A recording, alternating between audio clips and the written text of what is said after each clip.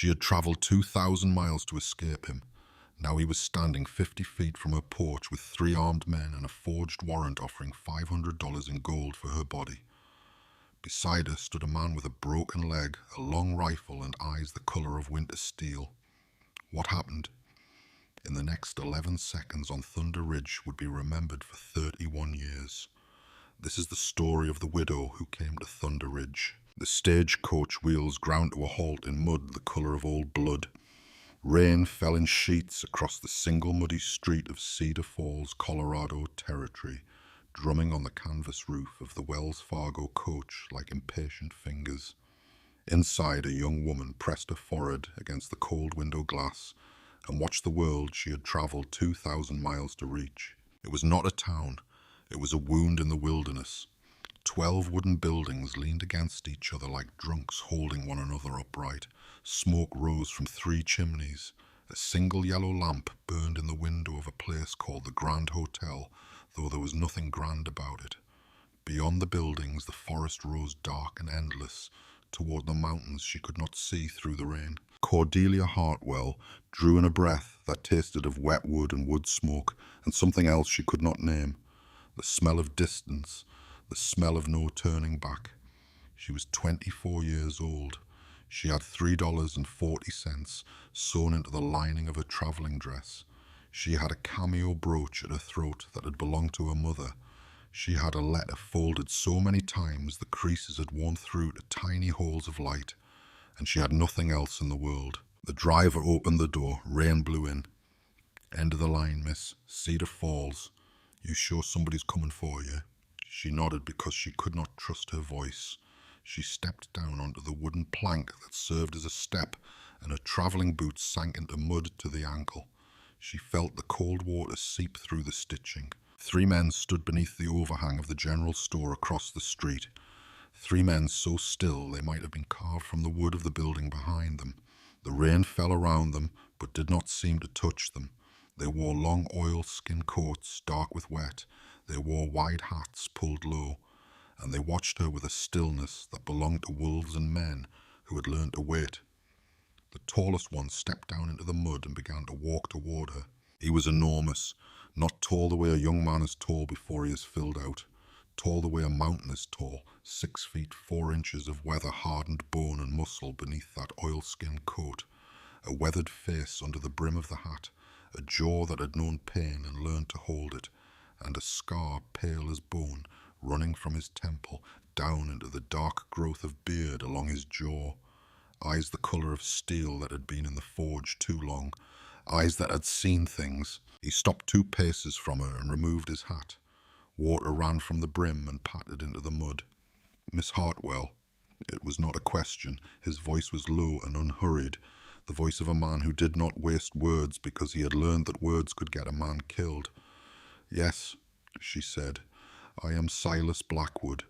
These are my brothers." The other 2 stepped down into the rain and came forward. They too removed their hats.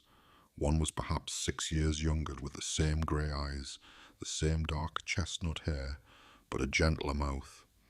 The other was younger still, maybe 30, with a harder set to his face, and a hand that rested near the grip of a pistol holstered at his hip, as if he had forgotten it was there.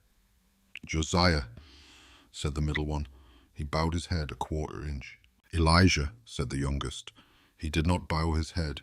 He studied her the way a man studies a horse he is thinking about buying, not with disrespect, but with the honest appraisal of a man who needed to know what he was dealing with. Silas spoke again. "We have 40 miles to travel before we reach home.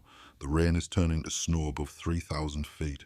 We should be moving." She looked at the 3 of them, these 3 strangers who were about to become her life, and a fear so deep it felt like falling opened in her chest. She had imagined this moment 1,000 times on the train, on the stagecoach, in the cold, lonely rooms of strange hotels. She had imagined a man, one man, not 3, not these 3. But there was no going back. The train east left only twice a week, and she did not have the fare. Philadelphia had nothing for her now but a man named Edmund Ashworth and the lie he had spread about her name. "I have a trunk," she said. "Elijah will fetch it," said Silas. The youngest brother moved past her without a word and began lifting her battered trunk from the coach as if it weighed nothing at all. Welcome to Thunder Ridge. Before we go any further into this story, if you are new here, take a moment to subscribe. Every week I bring you true tales of the old frontier stories of hard men and brave women and the country that made them. And if you would leave a comment below and tell me where you are listening from tonight. I read every one. Now let us return to Cedar Falls in the rain. She let him lead her across the street toward the general store. The mud pulled at her skirts. The rain had begun to turn. She could feel its small hard pieces striking her bonnet now, where before the drops had been soft. The air smelled of coming winter. Inside the general store, the warmth hit her like a hand. A pot-bellied stove glowed at the center of the room. Shelves rose on every wall, stocked with tins and sacks and coils of rope and tools and things she did not recognize. Behind the counter stood a heavy man with small eyes and a face that had not been happy for a long time. He was watching her. He was watching her the way a butcher watches a cow walk past the shop window. "Blackwood," the heavy man said. "Another one, eh?" Silas did not look at him. Silas was counting items from a list in his head. Flour, coffee, salt, bacon, sugar, 3 tins of matches, a bolt of wool cloth, lamp oil. The heavy man spoke louder.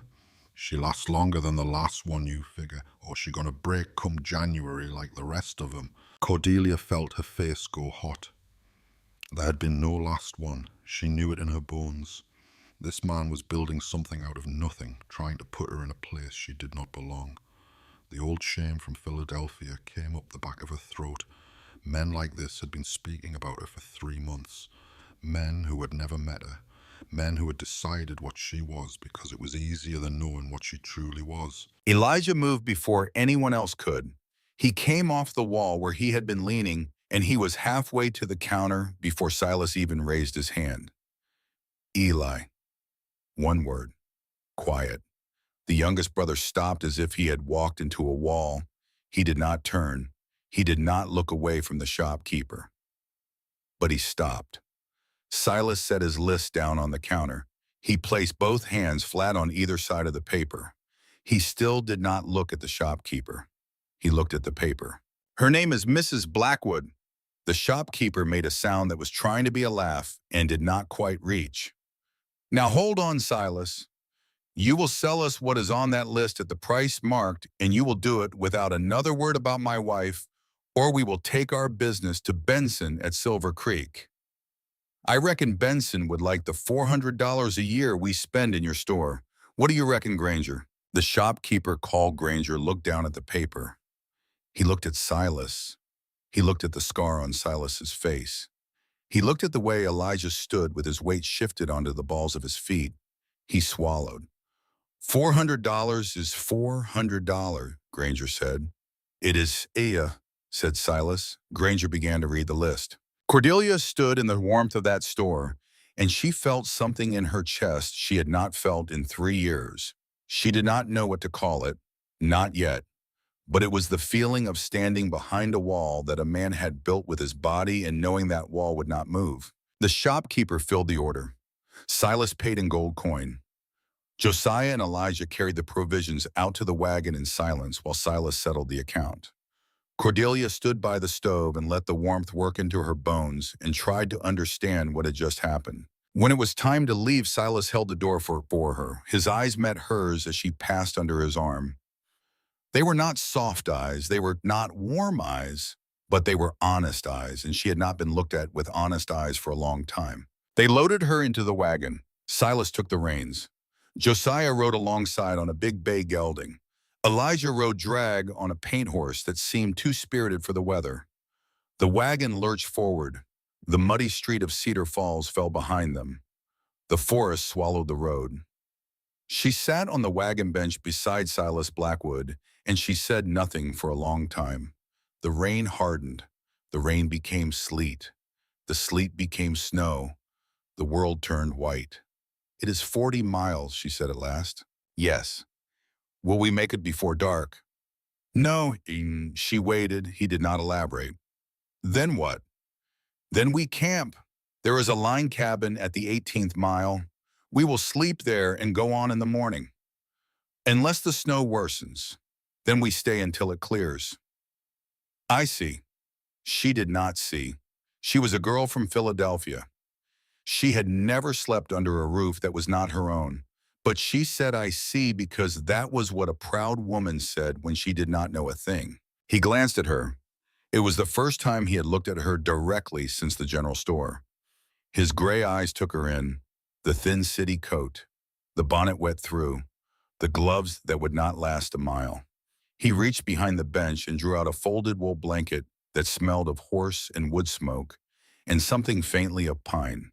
He laid it across her lap without ceremony. You will be calm, he said.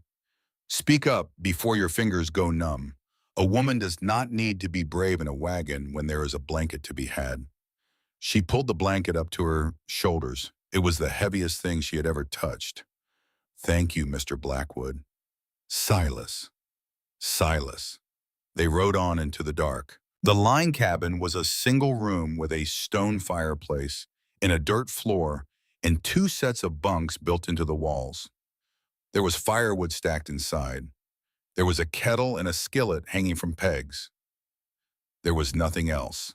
Silas built a fire while Josiah saw to the horses in the little lean-to attached to the back. Elijah brought in the provisions they needed for the night. Cordelia stood in the center of the one room and watched the fire catch. She was so cold she could not feel her feet. Miss Hartwell, said Silas. He had not yet called her Cordelia, and he would not until she gave him leave. The lower bunk against that wall is yours. The blanket is clean. I will sleep on the floor by the door. Josiah and Elijah will take the other bunks. No one will come near you in the night. If you wake afraid, speak my name. I will answer. She swallowed. And if I want privacy. The blanket I gave you in the wagon is large. Hang it from those pegs above the bunk. It is not much, but it is something. In the morning we will ride again. He turned back to the fire. She did as he said. She hung the blanket like a curtain. She sat on the bunk in the dark behind it, and she undid her wet bonnet, and she unlaced her wet boots, and she peeled her wet stockings from her feet, and she rubbed her feet until she could feel them again. She was exhausted beyond any exhaustion she had ever known. She lay down under a second blanket that smelled of horse and wood smoke, and she closed her eyes. Through the hanging blanket, she heard the 3 brothers speaking low by the fire. Their voices were like the voices she had heard on the train when men played cards 3 cars away, a murmur of male sound that rose and fell without clear words. She heard the scrape of a coffee pot on stone. She heard Josiah read something aloud, a verse from the book of Psalms. She knew it by the cadence, though she could not hear the words. She heard Elijah laugh once, a short, surprised laugh, like a dog's bark. She heard Silas say her name, just her name, Miss Hartwell, like a man setting down something fragile on a shelf. She slept.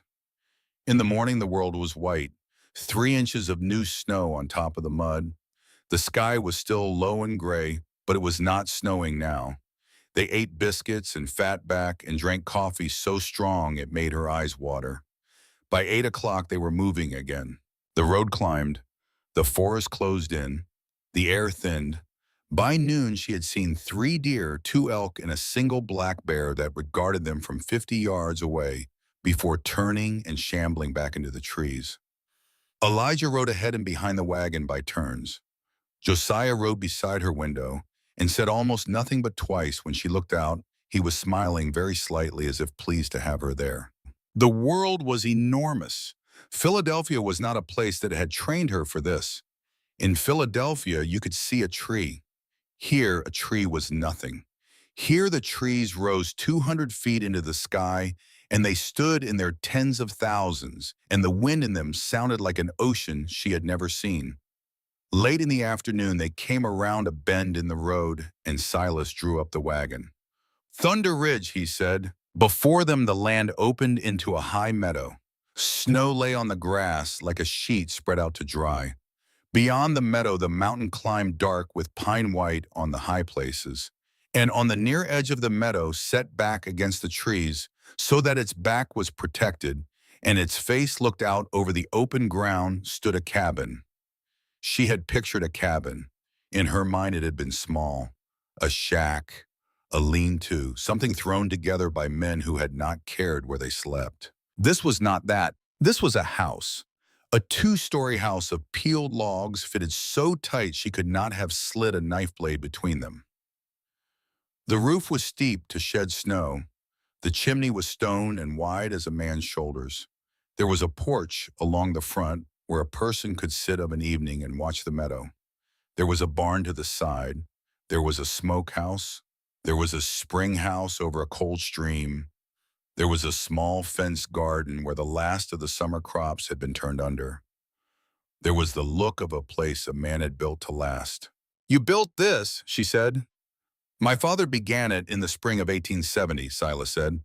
"Josiah and I finished the main house in the winter of 1874. Eli built the spring house when he was 17. The barn came last.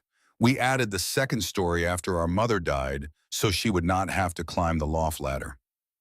"She died before you finished it." "She did." He spoke as a man reads a ledger. She did not press him. Inside the cabinet it was warm. A fire had been banked before they left yesterday, and Josiah now stirred it back to life. The main room ran the length of the house. A long table stood at its center, a table that had seated 4 men for 15 years, and that now for the first time would seat a woman among them. A great stone hearth filled the end wall, big enough to stand inside with kettles on hooks and a spit and a Dutch oven. Above the mantel hung a long rifle and a shorter rifle and a saber in a scabbard so dark with age it was almost black. A narrow staircase climbed along the side wall to the second floor. "Upstairs," Silas said. She followed him up. The stairs creaked under his weight, but not under hers. At the top was a small landing and a single door. He opened it. The room was not large, but it had been prepared. A bed stood against the far wall, a real bed with a carved headboard she recognized as cherry wood. The quilt on it was new, pieced from colors that did not match anything else in the cabin, the kind of quilt a woman makes and a man does not. A washstand stood in the corner with a pitcher and basin of blue china. A small window looked out over the meadow. There was a rag rug on the floor. There was a chair by the window. There was a small shelf with 3 books: Pilgrim's Progress, a Methodist hymnal, a small volume of Tennyson. She touched the Tennyson lightly with her fingers. "You bought these." "Josiah rode to Silver Creek 3 weeks ago. The books came from Denver by post. The quilt was made by Mrs. Henley, the wife of our minister. She took your measurements from your letter. The dress you said you wore to church. She said if the quilt was too short at the bottom, she would make another." Cordelia sat down on the chair by the window because her legs no longer wished to hold her up. "Why?" she said. "Because you answered my letter." "That is not an answer, Silas." He stood in the doorway. He did not come into the room. He did not take off his hat. He stood in the doorway the way a man stands who knows the room does not belong to him. "When I wrote the advertisement, I wrote it because I needed a cook and a woman to keep a house. That was a lie, I told myself. The truth is that my mother has been dead 14 years, and there has not been a woman's voice in this house in all that time. And a house without a woman's voice is a camp, not a home. I did not know that until I read your letter. My letter said I could sew and cook and read scripture. It said nothing else about me." "It said everything," he said. "You wrote your letter on good paper. You wrote in a hand that had been taught. You did not lie and say you loved the frontier. You said you were willing to work and you were willing to try. That is a woman a man can build a life with, even if she does not know it yet." She looked up at him. "And the quilt. Mrs. Henley is a kind woman. She asked after you. I told her what little I knew. She did the rest." He touched the brim of his hat. "You will rest now, Miss Hartwell. Supper is at 6. The door has a bolt on the inside. No man in this house will trouble you. That I swear on the grave of my brother Jedediah." He closed the door softly. She sat by the window for a long time. She did not cry. She was not a woman who cried easily, and she had used up most of her tears 3 months ago in a boarding house in Philadelphia. But she sat very still, and she watched the meadow through the wavy glass of the window, and she turned the name Jedediah over in her mind, and she understood that there was a grief in this house older than her own. She did not yet know that she had just heard the name of the man whose ghost lived in every corner of Thunder Ridge. Supper was beef stew and biscuits and coffee. Josiah had cooked. He cooked, she discovered, the way he did everything else quietly and without fuss, and the stew was the best she had ever tasted. She ate 2 bowls before she realized she had done so. The 4 of them sat at the long table, Silas at the head, Josiah on his right, Elijah on his left. Cordelia across from Silas at the foot of the table in the chair she understood, without being told that it had belonged to his mother. "The bread is fine," she said. "Mine is better," said Elijah. It was the first sentence he had spoken directly to her. "Is that so?" "It is so. Josiah's has too much salt. Wait until tomorrow. I will make bread and then you will see." "I look forward to it, Mr. Blackwood." "Elijah," he said. "Elijah." He nodded once as if a treaty had been signed between them and returned to his stew. After the meal, Silas cleared his throat. She had learned already that when Silas cleared his throat, it meant a thing was about to be said that he had rehearsed. "Miss Hartwell, before we go further, you are owed an understanding of the terms of this household." "Terms. You came out here on the strength of a letter I wrote. I will not hold you to anything beyond the letter. Here is what I propose. You will have the upstairs room, the door bolts from the inside. For as long as you wish it, that bolt will remain between you and the rest of this house at night. You will cook with Josiah. You will mend and keep the house as it needs keeping. We 3 will hunt and cut wood and tend the stock and keep the roof over our heads. Before the neighbors and before Cedar Falls, you are Mrs. Blackwood because you need that name for your protection. Inside this house, you are Cordelia and you are a free woman. When spring comes, if you wish to go, I will give you the fare to any city in this country and $100 besides and no questions asked and no word of reproach." She set down her spoon. "That is generous, Silas." "It is not generous. It is fair. I will not take from a woman what she has not given. And if I stay," he held her eyes across the length of the table, "then we will learn slow and careful whether you and I can build something together. I will not rush you, Cordelia. I have waited 42 years for a woman to come up that road. I can wait longer if the waiting means it is done right." Josiah looked at his plate. Elijah looked at his brother Silas with something almost like awe, as if Silas had just said a thing Elijah had never heard him say before. Cordelia drew a breath. "I accept your terms, Silas Blackwood. Then you are welcome in this house." He rose and cleared his plate, and Josiah and Elijah rose and cleared theirs. And because she did not know what else to do, she rose and began to stack the bowls, and Josiah stopped her with a hand raised, palm out. "Tonight," he said softly, "you are our guest. Tomorrow you are our sister. Tonight you rest." She went up the stairs, and she closed the door behind her, and she slid the bolt home. The bolt was new. The wood around it was pale where it had recently been cut. Silas had installed that bolt before she came. She understood that. She understood many things sitting on the edge of that quilted bed. She understood that she had come 2,000 miles to find a man who had spent money on a bolt to keep her safe from himself. She undressed slowly. She put on the nightgown that had been laid out for her. She knelt beside the bed and she said the prayer she had said every night since she was 7 years old. And at the end of it, she added a new line. "Thank you," she said to the ceiling of Thunder Ridge for the bolt on the door. Then she climbed under the quilt that Mrs. Henley had made for her, and she slept, and she did not dream. But while she slept down by the fire, Silas Blackwood sat up long after his brothers had taken to their bunks. He sat in a rocker his father had built, and he watched the flames, and he thought about a train that had carried a woman across half a continent, and he thought about the line of her jaw when she had stood up to Granger without speaking a word, and he thought about how she had said thank you for the blanket in the wagon when another woman might have wept. He thought about Margaret Thornberry, whom he had loved in Ohio in the summer of 1867 when he was 22, and the war was still inside him like a piece of shrapnel moving toward his heart. He thought about standing on the porch of her father's bookshop in Cincinnati and hearing her say, "Silas, I cannot go.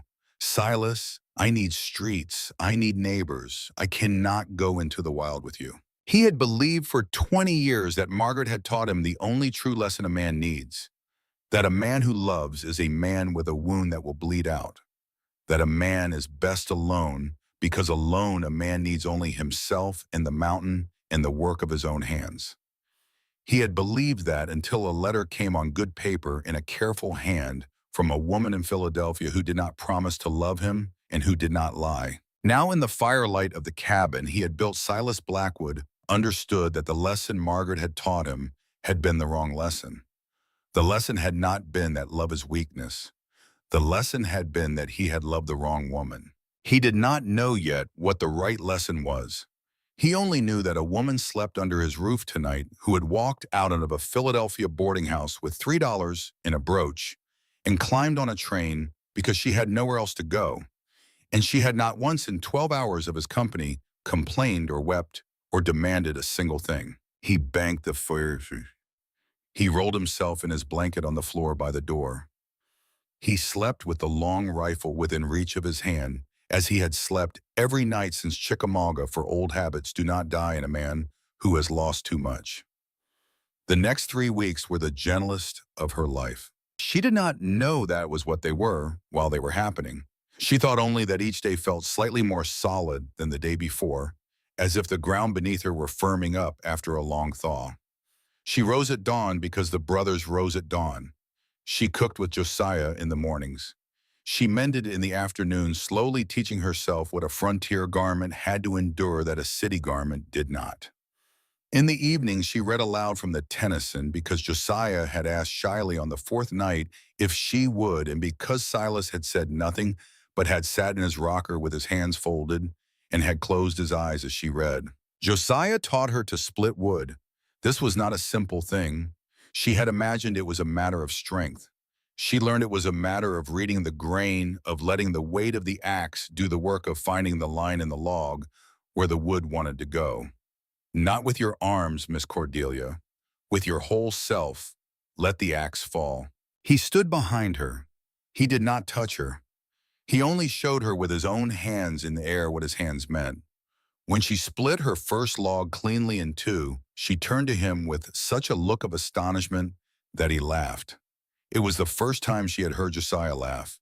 It was a low, warm sound like water moving over stones. Silas taught her to read sign in the snow: deer track, elk track, the pad of a mountain lion rare and careful, the splayed mark of a grouse taking flight. He would stop on their walks and kneel down and point with a gloved finger. This one came through at dusk yesterday. See how the edges have softened? This one, and he would touch a fresher print. This one is from this morning, a young one. See how narrow the heel. How do you know? Because I have been looking at the ground of this mountain for 17 years, and the ground teaches a man if he is willing to learn. Elijah taught her to ride. He put her on a small, gentle mare named Bess, a mare he said had the sweetest disposition of any horse he had ever broken. He walked beside her for the first 3 days with a lead rope. On the fourth day, he handed her the reins and stepped back. She knows the trail, he said. Let her do her work. Do not fight her head. If she spooks, sit deep and say her name. That is all. That is all. A horse is like a person. If she believes you are afraid, she will become afraid. If she believes you are steady, she will be steady. Be steady. She was steady. Bess was steady. At the end of the ride, Elijah took the reins from her and grinned for the first time since she had arrived, a boyish grin that made him look not 30, but 15. And he said, "You will do, Mrs. Blackwood. You will do." She had begun to feel it in those 3 weeks. The slow shifting of something inside her that she had thought was frozen for good. The warmth of 3 men who did not ask anything of her, who gave and gave without counting. The smell of wood smoke on her clothes. The weight of good food in her belly every night.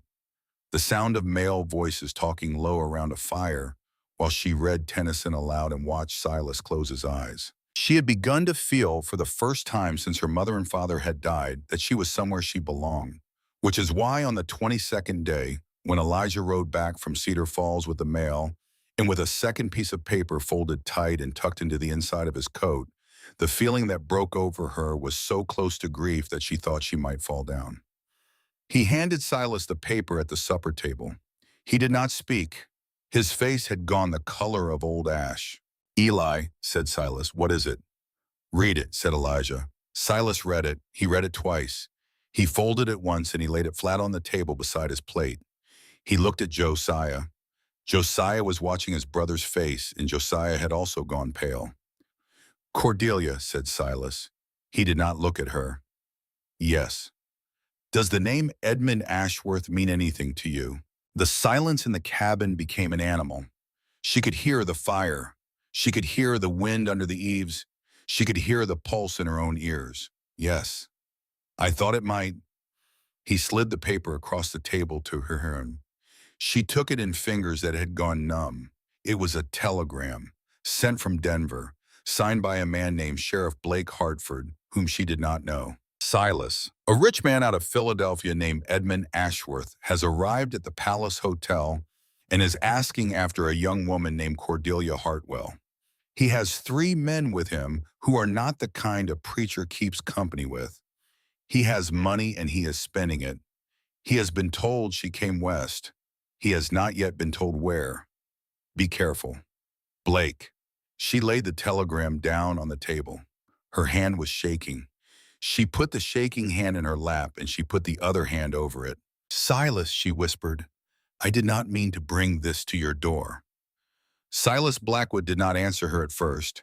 He reached across the table and he picked up the telegram and he looked at it once more. Then he turned and dropped it into the fire. It caught, it curled, it burned. He turned back to her and his gray eyes had gone the color of a winter sky before a storm. "Cordelia Hartwell," he said quietly, "you did not bring trouble to this door. Trouble followed you here of its own choosing. And trouble will learn, as every other trouble that has come up this mountain has learned, that Thunder Ridge is not a door it can walk through." Josiah rose and took down the long rifle from above the mantel. He laid it across the table and he began to clean it. Elijah rose and went to the back room and returned with a box of cartridges and a second rifle, and he sat down and he too began to work. Silas did not move. He held her eyes across the table.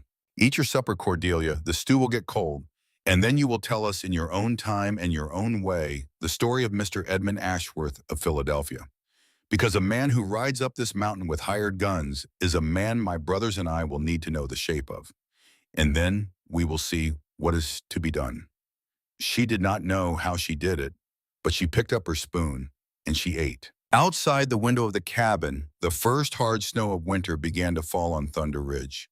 White flakes drifting down through the dark between the pines, covering the road behind her, covering the road ahead. The fire burned low. The stew was eaten. The dishes had been cleared by Josiah in a silence that felt like a held breath. Outside the window of the cabin, the snow came down soft and thick, the kind of snow that fills the world with its falling and muffles every sound beneath it. Cordelia Hartwell sat at the long table with her hands folded in her lap, and she told the story she had never told another living soul. She did not weep. She had promised herself years ago that she would not weep over Edmund Ashworth. She told it plain, the way a woman tells a thing she has carried so long it has become heavy as a stone in her chest. Her father had been a Methodist minister in a parish north of Philadelphia. Her mother had taught piano. They had lived simply and well, and they had raised her to read scripture and to play organ and to believe that a woman's worth was measured in what she made with her hands and what she kept in her heart. Then in the autumn of 1882, consumption had come for them both inside of a single season. She was 19. She inherited debts she did not know existed. She took work as a part-time bookkeeper in the wool mill of Mr. Edmund Ashworth because her father had once known Ashworth's father and because a young woman of good reputation needed respectable employment. She worked in his mill for 5 years. She was careful. She was good at the ledgers. She kept to her own, and she spoke to Mr. Ashworth only when he addressed her. On the 14th of June of this year, Mr. Ashworth had called her into the stockroom after hours to review an account book. He had closed the door. He had laid his hand on her waist. She had told him to take it away. He had not taken it away. She had used a pair of office shears. She had not meant to cut him badly. She had meant to make him let go of her. The cut was on the meat of his forearm, and it was not deep, but it bled enough that his shirt was ruined, and his dignity was ruined with it. A rich man in Philadelphia does not carry a ruined dignity home to his wife. So by Monday morning, he had told the police she had stolen $200 from the petty cash box, which she had not. And by Tuesday evening, her name was in 3 newspapers, and by Friday, she was out of her boarding house and out of work and out of friends and out of every corner she had ever stood in as a respectable woman. She had written 47 letters to matrimonial agencies. 46 had refused her outright or had gone unanswered. One had been answered by a man named Silas Blackwood in Colorado, whose reply had been 4 lines long and had contained no lies. 3 weeks later, she was on a train. She finished speaking. She looked at the table. She did not look up. I did not know he would send men. Silas said nothing for a long time. Then he said very quietly, "Cordelia, look at me." She looked up. His face had not softened. His face, if anything, had hardened into something carved. But his eyes had gone somewhere she had not seen them go before, somewhere that held a heat banked down beneath the gray. A man who puts his hand on a woman who has told him no, and then ruins her name to cover his own shame, is not a man. He is a thing that dresses itself in a man's clothes. He is the reason there is a word in Scripture called wickedness. Do you understand me? Yes. You have nothing to be ashamed of in this house. You have nothing to answer for at this table. Do you understand me? Yes, she whispered. Then eat the last of your biscuit because Josiah made it, and it is good. And tomorrow we will begin to ready this mountain for the man who thinks he can come up it. Josiah slid the last biscuit onto her plate without a word. Elijah, who had said nothing through all of it, stood up suddenly and walked to the back door and went outside into the snow. She heard his boots cross the porch. She heard him stop at the edge of the dark. She did not hear him come back in for a long time. He is angry, she said. He is a boy who loves quickly and hates quickly and does both all the way to the bone, said Silas. He will be himself again in the morning. Finish your supper. She finished her biscuit. Josiah read a psalm aloud by the fire. It was the 91st Psalm. He surely did not know he was going to send into that stunned room a piece of scripture about a fortress and shields and the arrows that fly by day. But he did, and when he finished, Silas said amen softly, and Cordelia found that her hands had stopped shaking. That night, she lay in the bed Mrs. Henley had quilted for her, and she listened to the wind under the eaves, and for the first time since she had bolted the door behind her 3 weeks ago, she did not slide the bolt. In the morning, the world was new. 14 inches of fresh snow on the meadow. The sky had cleared to a blue so hard and cold it hurt to look at. The trees were white on every branch, and the light came off the snow so bright that Cordelia had to shade her eyes when she stepped out onto the porch with a cup of coffee warming her hands. Life on Thunder Ridge continued. That was the thing she came to understand about these 3 men in the days that followed the telegram. They did not stop working because trouble was coming. They worked harder. Josiah rode down to Silver Creek and came back 3 days later with 2 additional boxes of cartridges, a roll of new wire, and a side of smoked pork as a gift from Mrs. Henley. Elijah spent a full afternoon walking the tree line around the cabin and coming back with a diagram in his head of 12 places where a man coming up the road would have to show himself. Silas sat at the long table in the evenings with a piece of butcher paper and a stub of pencil and sketched lines of sight fields of fire, the places a man on the ridge could watch without being seen. But they did not make her sit inside.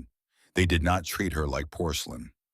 "A woman who lives on a mountain," Silas said to her on the second morning after the telegram, "is a woman who learns the mountain. Come." He took her out to the meadow with an old single-action Colt revolver that had belonged to his father. He showed her how it opened, how the cylinder spun, how the hammer drew back. He made her practice loading it with empty shells until she could do it without looking. Then he loaded it with live rounds, and he set a coffee tin on a fence post at 15 paces, and he handed her the revolver. "It will kick," he said. "Do not fight the kick, ride it. Bring the sights back down and fire again." She fired 6 shots. She missed the tin 5 times. The 6th shot rang the tin clean through and sent it spinning off the post into the snow. Elijah, who had come out to watch, whistled low. "She has a hand for it," he said. "She has a hand for everything she puts her hand to," said Silas. Cordelia lowered the revolver. Her ears were ringing. Her shoulder was sore. Her heart was doing something strange inside her chest, something that was not exactly fear. She had just fired a weapon for the first time in her life. She had hit a coffee tin at 15 paces, and a man she had known for 3 weeks had just said of her that she had a hand for everything. "Again," she said. Silas did not smile. Silas never quite smiled, but something moved behind his eyes. "Again," he said. She practiced every morning for 10 minutes. By the end of the first week, she could hit the tin 4 times out of 6. By the end of the second, she could do it blindfolded on a rope guide Elijah rigged so she could learn to fire by feel rather than by sight. For Elijah said a woman in a dark house with a lamp out did not have the luxury of aiming. They taught her many things in those weeks. Josiah taught her to load the long rifle. In the second week, Silas set up a second target at 30 paces and put the Winchester repeater in her hands and walked her through the lever action until she could chamber around in the dark. "The Colt is for close work," he said. "The Winchester is for the work you can plan for." Elijah taught her to bar the door in the proper sequence, heavy beam first, then iron hook, then the secondary wedge driven under the latch. Silas taught her the 3 places in the cabin where a bullet could not reach the space behind the stone chimney, the corner behind the heavy oak flower chest, the small triangular area at the foot of the upstairs stairs. "If it comes to it," Silas said, "you go to one of those 3 places and you stay there. You do not come out. You do not call for us. Do you understand?" "I understand." "Say it back to me. Chimney, flower chest, base of the stairs. I go. I stay. I do not call." "Good." And still in between the preparations, life went on. There was wood to split. There were meals to cook. There were nights of Tennyson by the fire. The day shortened. The snow deepened and then melted and then deepened again. November softened into the dark heart of the year. Cordelia Hartwell, a city girl from Philadelphia who had never fired a weapon or skinned a rabbit or cooked over an open fire, found herself doing all 3, and she found that her hands were learning faster than her mind could explain how. And on the 14th night after the telegram, Silas Blackwood saved her life for the first time. It happened in the late afternoon. She had gone to the spring house for a crock of butter Josiah needed for supper. The spring house sat perhaps 100 yards behind the cabin at the edge of the tree line where the cold stream ran down from the high country. She had walked that path every day for a month. She knew every stone of it. She did not carry a rifle because the dogs, old Jethro and his son Banner, were both in the barn with Elijah, and because she had walked that 100 yards 100 times. She was 3 paces from the spring house when she heard the sound behind her. It was not a loud sound. It was the sound a heavy thing makes when it lifts its weight onto soft pads and sets those pads down in snow. It was the sound of something coming toward her that did not want her to hear it coming. She turned. The mountain lion was perhaps 30 feet away. It had come up the little draw behind the spring house where the wind carried its scent away from the dogs. It was a big cat, gaunt with the lean of early winter, and its yellow eyes were fixed on her with the flat patience that is the worst thing a living creature can see in the world. She did not scream. She would wonder about that later. She did not run. Something older than thought held her still and spoke in telling her in her father's voice. "Do not run. Do not turn your back. Make yourself large." She raised both arms slowly, and she made a sound that was trying to be a shout and came out as a ragged bark. The cat shifted its weight, its haunches gathered. A rifle shot cracked from somewhere above and behind her, and the cat dropped as if a string had been cut. It fell with its front paws still reaching forward, and it did not move again. She stood with her arms still raised. She did not lower them for a long moment. Then she lowered them slowly and she looked up. Silas was coming down the slope from the woodlot above the spring house, the long rifle still at his shoulder, his face a thing she did not recognize. He covered the last 50 yards at a run that was almost silent in the snow, and he was at her side before she could draw a full breath. He did not touch her. She saw him stop himself from touching her. "Are you hurt?" "No." "You are sure?" "Yes, I am sure." He looked past her at the dead cat. His jaw worked. Then he looked back at her, and his gray eyes had gone darker than she had ever seen them. "I was splitting wood above the draw. I heard something. I came around the tree, and I saw it moving on you. If I had come around the other side of the tree, Cordelia, I would not have had the shot. But you did." "I did." They stood there in the snow. Neither of them moved. She could see his breath coming fast. She had never seen Silas Blackwood breathe fast. She had never seen anything disturb the flat calm of him. Not Granger at the store, not the telegram on the table, not the news of 3 men coming up his mountain. A mountain lion 30 feet from her, and this man who had not touched her once in a month of living under the same roof, was breathing like he had run 5 miles. She understood in that moment what he had been hiding. "Silas." "Yes." "Thank you." He nodded once. He was not going to trust his voice. She did a thing then. She did not plan it. She did not think about it. She simply took one step toward him, and she put her hand flat against the front of his coat over the place where his heart was. She felt the hammer of it beneath her palm. She felt him go absolutely still under her hand.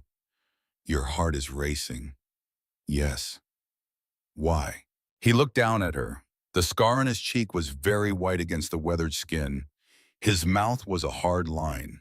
And then slowly, as a man admits to a thing he has tried for weeks to deny, he spoke. "Because the thought of anything happening to you," he said, "has become the thing I cannot think about.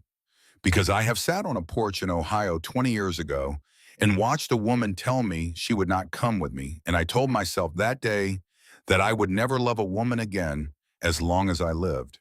And I have held to that for 20 years, Cordelia Hartwell, and you walked off a stagecoach in Cedar Falls in the rain, and inside of 5 weeks, you have broken a vow I held as holy as any vow I ever made. And I do not know what to do with that. I do not know how to be a man who has love in his chest again.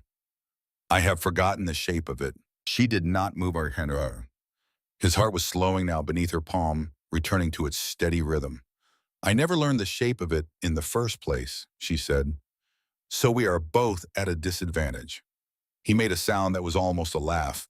It was the closest she had ever heard him come to one. "Come inside," he said.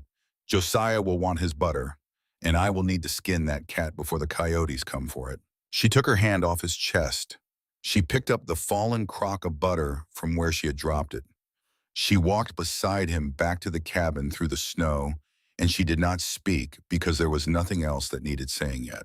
That night after supper, with Josiah and Elijah tactfully gone off to the barn to see to the stock, Silas and Cordelia sat by the fire. He in his father's rocker, she in the chair opposite. There was a small table between them with a pot of coffee between them. "Tell me about her," she said. He did not pretend to misunderstand. "Margaret Thornberry," he said. "Her father kept a bookshop in Cincinnati on 4th Street. She had dark hair and she read French, and she could play a piano the way a river moves. I came back from the war in the summer of 1865 with a piece of myself missing that I could not find, and she was the first thing I saw that made me believe the piece might grow back. I courted her for 2 years. In the spring of 1867, I asked her to marry me and to come with me to Colorado because my father had written to tell me he had found the land he wanted. She told me no. She stood on the porch of her father's house, and she told me she needed streets and neighbors, and that was the truth. Cordelia and I do not hold it against her now. She was a city woman, and I was becoming a man of the mountain, and she had the honesty to say so. But you told yourself something different for 20 years. I told myself that love was a weakness. I told myself that a man who wants a woman beside him is a man carrying a wound that will one day bleed him out. I believed it. I believed it for 20 years, and I lived by it, and I built this house by it, and I put every stone in this hearth by it, and I was a man who needed no one and wanted no one, and I was content, Cordelia. I was content. Do you understand? Yes. And then your letter came. She watched him. The firelight moved on the planes of his face. What did my letter say that the others did not? The others promised me love, he said. The others wrote of devotion and hearths and smiling children. I burned them. A woman who promises love to a stranger is a woman either lying or desperate, and neither one will last a winter on a mountain. Your letter said you could cook and sew and read scripture. Your letter said you did not expect love, but you expected honesty and work. Your letter was written on paper that had been torn from a larger sheet because you could not afford a whole one. And at the bottom of your letter in a hand, you tried to keep steady, you wrote, "If I come to you, I will be faithful." And I sat with that letter for a whole night, Cordelia, and by morning I had written back the 4 lines I wrote, and I paid $5 for the postage to send it express. She was quiet for a long time. I almost did not send my letter. Why?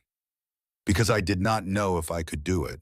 I did not know if I could walk into the home of a man I had never met and be his wife. I did not know if I could survive it. And why did you send it? Because a woman in the boarding house named Sally Comstock came into my room on the night I had planned to throw the letter in the stove, and she sat on my bed and she said, "Cordelia Hartwell, if you stay in this city, you will be dead in a year. Send the letter. Find out if the man is good. And if he is, stay, and if he is not, write me and I will raise money for your return. Send it, Cordelia." So you sent it. So I sent it. He reached out and he set his cup down on the table between them. And then slowly as a man asked permission, he laid his open hand palm up on the table. She looked at his hand. It was a huge hand scarred across the knuckles with fingers that had built this house and fought a war and killed a mountain lion from the ridge above the spring house that very afternoon. It was lying open on the table between them like a question. She reached out and she laid her hand in his. His fingers closed around hers. Not tight, not demanding, just closing the way a man closes his hand around something he has waited a long time to hold. They sat that way for a long while. Neither of them spoke. The fire crackled in the hearth. The wind moved around the eaves of the cabin. Far out in the meadow, a single owl called and was answered by another from deeper in the woods. "Silas?" "Yes." "I do not know if I love you yet. I want to be honest about that." "I know you do not, sir. But I want to be here. I want to be in this chair. I want to be in this house. I want to see what we become." "That is enough," he said. "That is more than I thought I would ever have. Tomorrow morning I will be Cordelia again, and I will burn the biscuits, and Josiah will scold me, and Elijah will tease me, and I will need to go on being the woman I have been. Good. But tonight I would like to sit here with my hand in your hand for a little longer." Yes.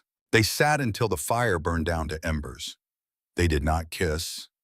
They did not move. They sat in the old rockers his father had built and held hands across a small table, like two people in a church courtship of the 1840s, which was exactly what they were. Because Silas Blackwood was not a man who did anything quickly, and Cordelia Hartwell was not a woman who gave anything quickly, and what they were building between them was not the kind of thing that rushes. When she rose at last, she kept his hand until the last moment, and at the foot of the stairs she turned. "You are home now, Cordelia," he said from his chair by the fire. "I am beginning to believe that Silas." She climbed the stairs. She closed the door of her room. She did not slide the bolt. She had not slid the bolt for 2 weeks. The snow fell through the night and into the next day and into the night after that. The storm that came down off the high country in the last week of November was the worst storm the three brothers had seen in 7 years. The drifts on the north side of the cabin rose to the eaves. The temperature fell to 20 below by the second night. The stock in the barn had to be checked every 2 hours so no animal would founder in the cold. It was a bad week, and it was a good week. The badness of the weather meant that no man could come up Thunder Ridge from the low country. The hired guns Ashworth had brought to Denver, whoever they were, would be sitting in a hotel bar drinking whiskey and cursing the weather, and that was where Silas wanted them. Let them sit, let them drink, let them lose their edge, let the snow fall. The goodness of the weather was that it drew the four of them closer around the fire. They played cards. They told stories. Josiah read from his Bible and from a book of poetry Cordelia had not seen before, a volume of Longfellow that had belonged to his mother. Elijah discovered that Cordelia could whistle a fair tune and set about teaching her 3 frontier songs he had learned from a drover he had ridden with one summer in Wyoming. Silas watched them from his rocker with a look on his face she had not seen before, a look of a man who was quietly astonished at his own good fortune and half afraid to name it aloud. And then on the 7th day of the storm, when the weather at last cleared and the sun rose on a world transformed into a great white cathedral, Silas Blackwood went out to check the upper trap line, and he did not come back. He had left at first light. The sun was just a pale coin behind the pines, and the air was so cold it hurt to breathe, and he had kissed her on the forehead at the door before he went, which was the first time he had kissed her at all. And he had said, "I will be back before supper. Cordelia, do not hold the stew for me if I am late by an hour." She had watched him cross the meadow on snowshoes, the long rifle slung across his back, a coil of rope over his shoulder. His breath a white plume that trailed behind him until the pines swallowed him, and he was gone. By noon the wind had shifted. She did not think anything of it at the time. The sky was still blue. The sun was still shining. But Josiah, coming in from the barn at midday, stopped on the porch and stood for a long moment looking north, and when he came inside, he did not hang his coat. "What is it?" she said. "Wind has come around to the northwest." "Is that bad?" "It can be. It depends on what is behind it." By 1 o'clock, she could see what was behind it, a line of cloud, low and dark, moving across the high peaks with the speed of a horse at a gallop. The line reached the sun at 2 o'clock, and the world went the color of old tin. By 3 o'clock, the first flakes were falling. By 4 o'clock, she could not see the barn from the kitchen window. By 5 o'clock, Silas had not come back. "He will have made the upper line cabin," said Josiah. "He said it the way a man says a thing he is trying to make true by saying it. He knows this mountain.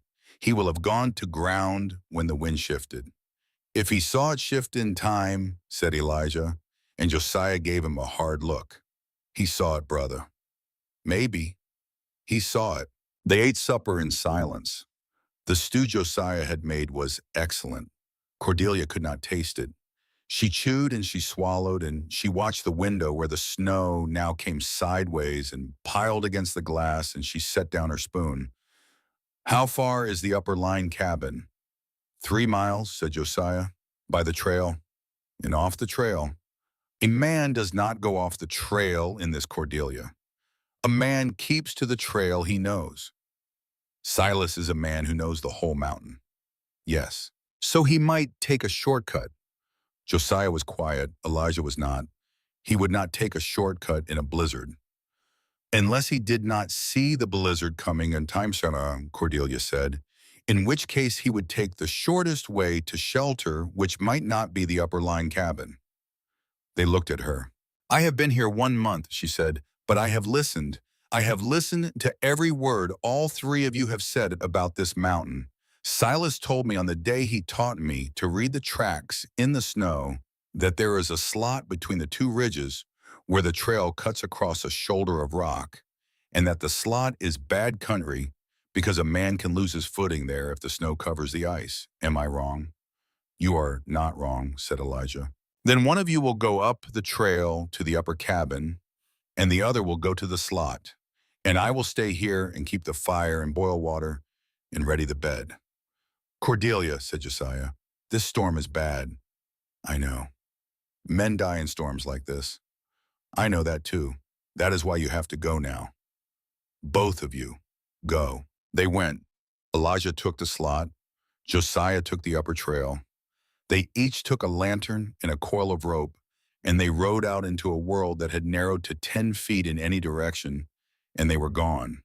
Cordelia sat down at the long table and she began to count the seconds. Not because counting them helped, but because if she did not do something with her hands and her mind, she was going to go mad. At 60 seconds, she stood up. She banked the fire. She set a kettle of water on the iron hook to heat. She pulled the heavy blankets from her own bed on the second floor and dragged them down to spread before the hearth. She cleared the long table of everything it held and covered it with a clean sheet because if one of the men was brought back, hurt, she would need surface to work on. She took down the small box of medicines Josiah kept on the shelf above the washstand. Laudanum, carbolic, needle and gut thread, a tin of goose grease for frostbite, a small brown bottle labeled camphor spirits. 2 hours. She counted them by the clock on the mantel. She did not sit down once. At 7:30, the door to the back porch opened so hard it cracked against the wall. Elijah came through it with his face the color of clay and snow crusted on his eyebrows, and in his beard, and his voice coming hoarse through cracked lips. "Found him. Josiah is with him. I came for rope and a litter. He is off the trail below the slot." The snow broke under him and he went down. "His leg is wrong. He is not talking right." She did not ask questions. She moved. "The litter poles are in the barn," she said. "The canvas is folded under the bench. I will bring the ropes. You eat while I gather. You cannot go back out with nothing in your stomach. Josiah is with him. Josiah will keep him alive 5 more minutes." Elijah looked at her. He looked at her with a face that she would remember for the rest of her life, a face that was trying to decide whether to obey her or not, because Elijah Blackwood was not a man who took orders from anyone, not even his older brother half the time. And then he sat down at the table, and she put a bowl of stew in front of him and a cup of coffee, so hot it steamed, and she went for the poles and the canvas and the ropes. They were out the door in 8 minutes. He kissed her on the cheek before he went. It was a fierce, angry kiss, the kiss of a young man who has decided that the woman he is about to leave standing alone is family now. And Elijah Blackwood did not have a great number of people he counted as family. "Keep the fire hot," he said. "I will keep it hot." He was gone. She waited. An hour and a half. The wind outside the cabin rose to a shriek and then fell to a moan and then rose again. She added wood to the fire. She changed the water in the kettle and put on a second. She laid out the medicines in a row on the sheet covering the long table. She took down the long carving knife and the small sharp knife and set them on a clean cloth. At 10 minutes past 9, she heard them coming. Not the horses, the dogs. Jethro first, the old one, barking his particular short hoarse bark from the edge of the meadow, and then Banner answering from closer in, and then the horses, and then the sound of men's voices shouting to each other over the wind. She opened the door. The cold came in like a blade. She did not care. They came up the porch steps like men carrying a broken thing. Josiah at the front of the litter. Elijah at the back, the canvas sagging between them under a weight that looked too small to be a whole man. Silas's head was lolled to the side. His face was gray as ash. The scar on his temple was the only color left in him. "On the table," Cordelia said. "Cut the snowshoes off him first. Josiah, your blade. The boots are frozen. Leave the stockings for now. Put the blankets over him first, and then cut. You cannot undress a man like this in open air." They did as she said. She had never given orders to men in her life. She did not know where the voice was coming from. But the voice came, and it came clear. And Josiah and Elijah, the 2 most stubborn younger brothers in the Colorado Territory, did what she said without a single word of argument. The right leg was broken below the knee. She did not need to be a doctor to see it. The angle of the foot was wrong. There was blood frozen to the inside of his wool trousers. His fingers were white at the tips and blue in the beds of the nails. He was breathing but shallow, and his lips had gone the color of old iron. "Elijah," she said, Ride to Silver's Creek. Bring back Mrs. Henley. Tell her it is a break below the knee and a bad one and frostbite in the hands and ears and fever coming. Tell her I do not know if I can do this alone. Go." Elijah went. Josiah stayed. Josiah was better with a wound than he was with a conversation. He held Silas down by the shoulders while Cordelia pulled the boot from the broken leg with slow, careful pressure. Silas made no sound. That was the worst of it, the not making a sound.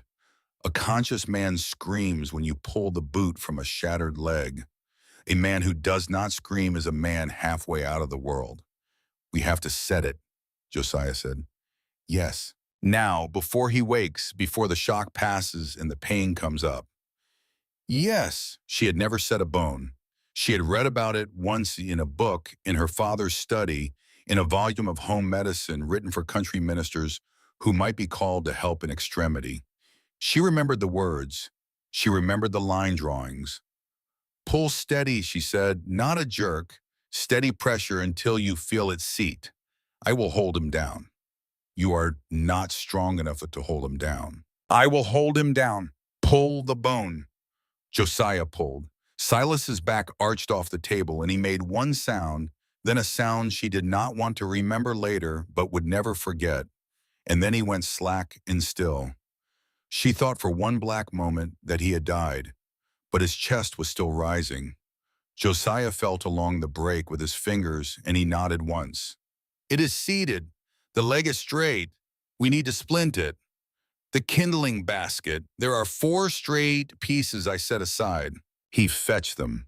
They splinted the leg together, she wrapping strips of cloth she had torn from an old sheet, Josiah holding the wood in place. When it was done, she turned her attention to the hands. She worked the stiffening fingers under her own shirt at the belly, which she had read somewhere was the warmest place on a living body and the fastest way to save a finger. Josiah looked away to give her privacy, which she had not asked for and did not need, but she loved him for doing it. By the time Elijah returned with Mrs. Henley, 4 hours had passed, and the sun was rising on a cleared sky, and Silas Blackwood was still alive. Mrs. Mildred Henley was 60 years old, and she had delivered 110 babies on the frontier and set more broken bones than she could remember.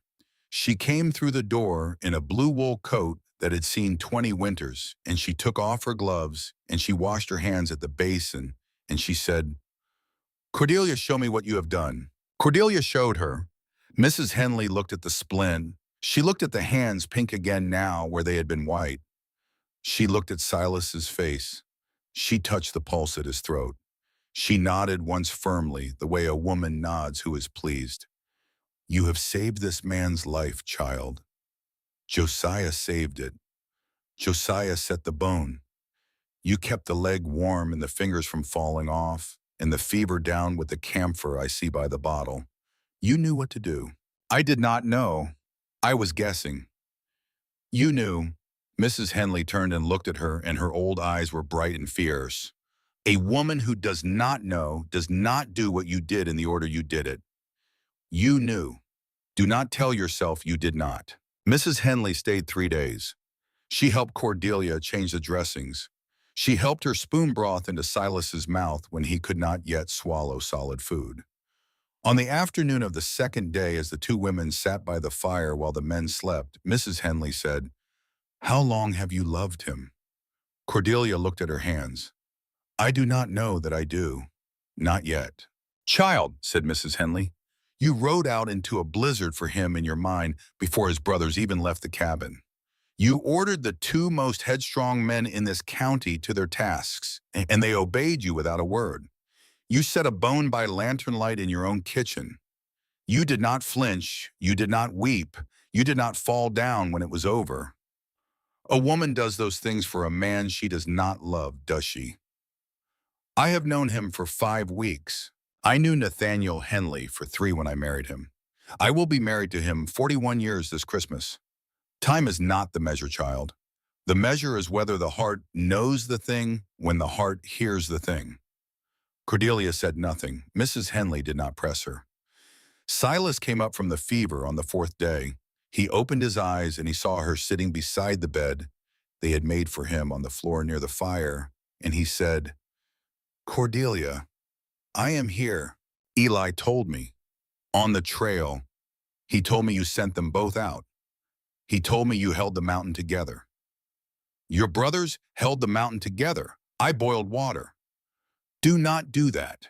He reached up. His hand was still weak. She caught it in hers. "Do not make yourself small, Cordelia Hartwell.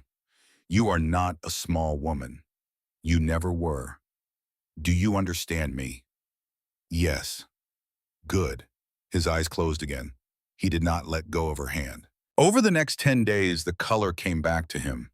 The broken legs set clean.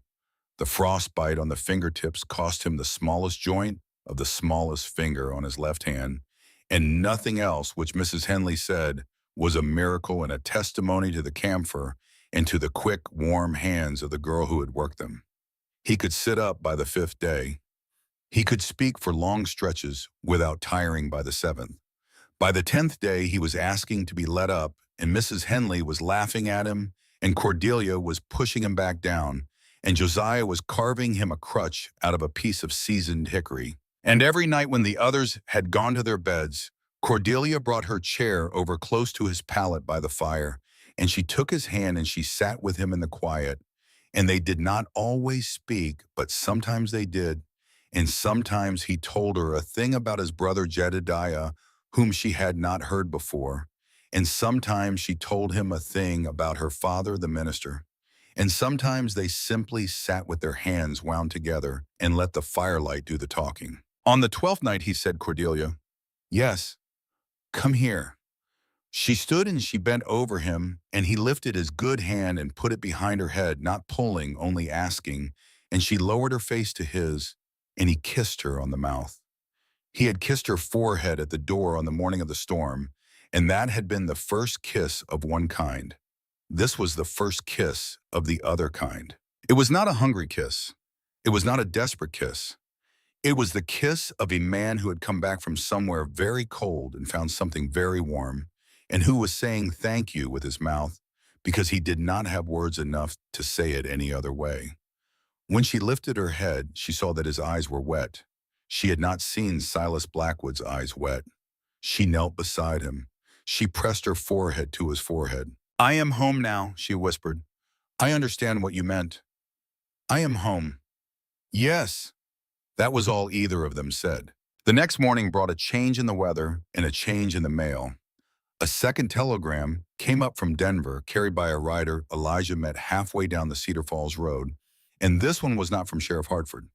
This one was from a deputy who had ridden out from Denver on his own time because he had known Blake Hartford since they were boys, and it said only that Edmund Ashworth had left the Palace Hotel in the company of 3 men, and that he had bought a wagon and supplies, and that he had ridden west out of Denver at dawn, and that nobody in the city had been told where they were going, but that everyone who had served them breakfast had known. Cordelia read the telegram at the long table with Silas propped on the bench beside her, and Josiah and Elijah standing across from them. "He is coming himself." "He is coming himself," said Silas. "Then this ends one way or it ends another. It does not end with me hiding." She put the telegram down. She looked at the 3 brothers in turn. "I have been thinking the whole time Silas was down with the fever about what you 3 have done for me. You have taken me in. You have stood between me and a man who would drag me back to Philadelphia. You have taught me to shoot and to split and to ride. You have built me a room and bought me books and fed me at your table.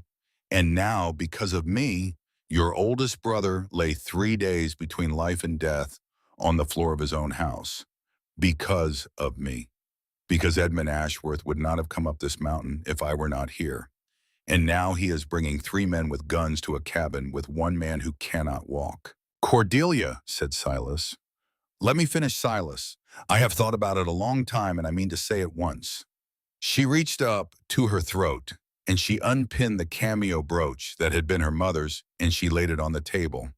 Then she reached into the pocket of her apron, and she drew out a folded letter, and she laid it beside the brooch. "The brooch is worth $300 in Philadelphia. I know because my mother once had it appraised against her will when she was trying to pay a debt. The letter I wrote last night It is addressed to Edmund Ashworth. It says that I will meet him at the hotel in Cedar Falls if he will agree to leave Thunder Ridge and every person on it alone. It says I will go back to Philadelphia with him, and I will stand trial for whatever he wishes to accuse me of. It says he can have his paper and his pride and whatever else a man like him believes he needs. And it says that if one shot is fired on this mountain because of me, I will know it and I will not go with him. So his best hope of getting me is to ride down to Cedar Falls and wait. I plan to leave in the morning. Josiah will drive me. You three will stay here. You will not follow. You will not come after me. That is what I am asking of you. That is the thing I need you to say yes to. There was a silence in the cabin so deep she could hear the fire. Josiah was the first to move. He came around the table and he knelt down on the floor in front of her chair, and he laid both of his big, rough hands flat on the boards at her feet, palms up the way a man presents himself before his church when he is asking for forgiveness. He looked up at her. Miss Cordelia, Mrs. Blackwood, you listen to me.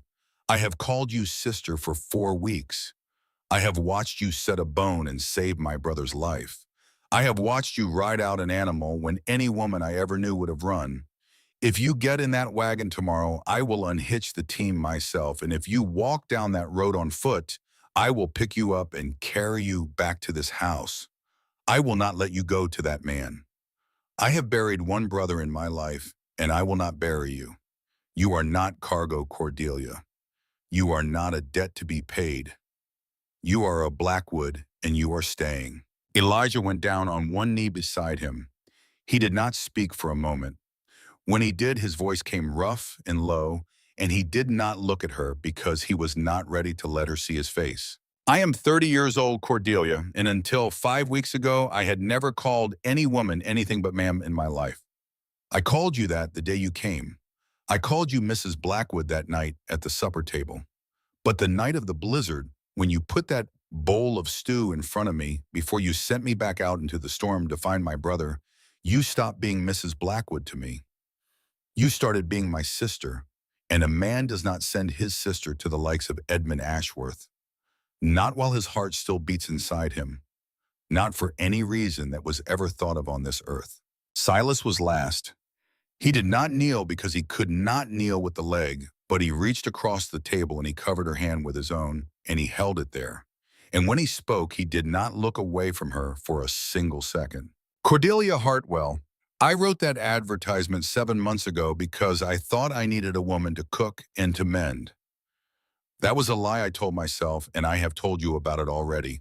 Since the night you came off that stagecoach in the rain in Cedar Falls, I have understood what the truth was. The truth is that I did not need a woman.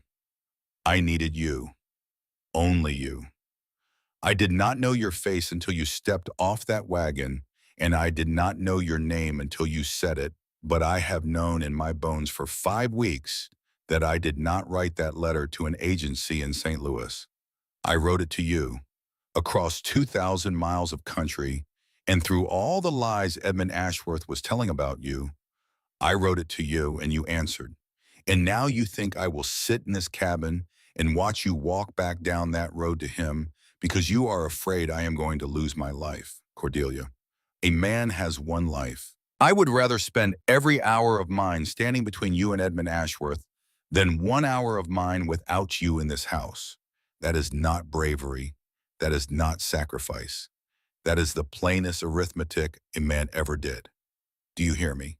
I hear you, she said, and the tears that had not come when her parents died and had not come when Ashworth ruined her and had not come through any of the long months since then came now finally pouring down her face onto the back of Silas's hand where it covered hers. Then put the brooch back on, said Silas, and throw the letter in the fire, and we will finish the thing that is coming, and we will finish it together. She pinned the brooch back at her throat. She walked to the hearth. She dropped the letter into the flames, and she watched it curl and blacken and disappear. Then she turned around and she faced the 3 men who had just refused to let her leave them, and she said the thing she had not yet let herself say. I love you, Silas Blackwood. I know, he said. I love all three of you in different ways, for different reasons, but I love you. We know, said Josiah. We have known a while, said Elijah. And then Silas Blackwood, for the first time since she had known him, actually smiled. It was a small, quiet, tired smile, and it did not last long, but it was a smile in Cordelia. Hartwell watched it come and go on the hard face of the man she loved, and she understood that she had just seen something that not one other person in the state of Colorado had seen in 20 years. 19 days after Silas Blackwood had walked out the door to check his trap line, the man from Philadelphia came up Thunder Ridge. Elijah saw them first. He had been riding the perimeter since dawn, as he had every dawn since the storm, his breath a white plume in the cold air, his rifle across his saddle. He came down off the northeast ridge at a gallop that brought Banner the dog barking from the porch, and Josiah out the front door with his coat half on. 4 riders, Elijah said. Cedar Falls Trail, coming up slow. They have a wagon. A wagon means they do not think they will need to run. A wagon means they think we will go down with them in it, either alive or dead. Silas was at the window by now. Leaning on his new crutch, his gray eyes reading the middle distance, Cordelia stood just behind his shoulder. Describe them, Eli. 3 on horses, 1 driving the wagon. The wagon man is thick-built, older city coat, too fine for this country. He is the money. The 3 on horses are the guns. One of them is the lean kind. The other is a big, ugly one with a dent in his hat. The third I could not see clearly. He rides ahead of the others by 50 yards. He is the one to watch. That is Fothergill, Cordelia said. Her voice was flat. Reginald Fothergill, Ashworth's nephew by marriage. He was a bailiff in Philadelphia before he went west. The lean one will be a hired gun. The big one is muscle. How far out, said Silas. 40 minutes at the pace they are moving. Then we have 40 minutes. He turned from the window. He set his crutch down and he sat at the long table and he laid his hands flat on it and he looked at each of them in turn. We do not start it. We do not fire the first shot. If they come up the road and ride away, they ride away. If they come up the road and try to take her, they do not ride away. Josiah at the smokehouse. Eli in the rocks above the spring. I will be on the porch. Cordelia. Yes. Upstairs, behind the chimney. The Winchester is loaded. 6 in the magazine, 1 in the chamber. You do not come down unless I call you. Say it back to me. Behind the chimney. Upstairs, Winchester. 6 and 1. I do not come down unless you call me. Good. He reached across the table and he took her hand. If you have to fire, Cordelia, you fire to wound the horse under the rider or the arm that holds the weapon. You are not a killer. I do not want you to become one today. Yes, Silas. He did not let go of her hand for a long moment. Then he did, and he took up his crutch, and he limped to the door, and he went out onto the porch to wait for the man who had come 2,000 miles to take her away. She went upstairs. She took her place behind the stone of the chimney. She set the Winchester against the wall beside her. She could see the meadow through the small shutter window.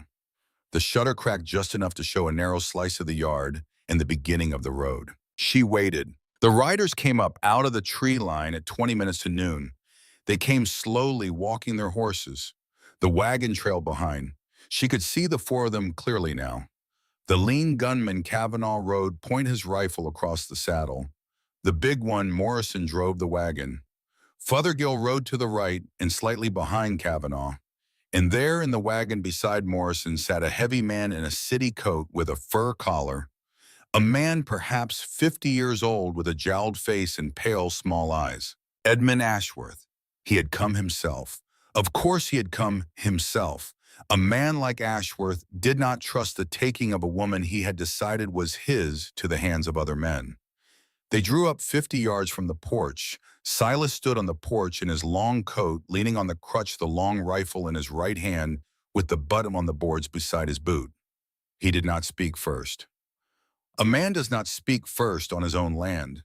It was Fothergill who spoke. We are looking for a woman named Cordelia Hartwell. We have paper out of Philadelphia for her arrest. Show me the paper, said Silas. Fothergill rode forward. He stopped at 20 yards. He held up a folded document. Come take it. You come to me. My leg is broken and I will not walk out there. You come up to the porch and hand me the paper and stand while I read it. Fothergill hesitated. He looked back at Ashworth. Ashworth nodded. Fothergill rode up to the porch. He handed down the paper. Silas read it. He read it slowly. He folded it and he set it on the porch rail. This paper was issued by a magistrate in Philadelphia, Silas said. It has no force in Colorado territory. It has no force on this mountain. Even if it did have force, it is forged. A warrant of arrest for theft requires the county seal. This paper has a seal from a seal shop on Market Street that any man with $3 can buy. Take your paper and ride back down my mountain. Silas Blackwood, said Ashworth from the wagon. His voice was high and wheezing in the cold.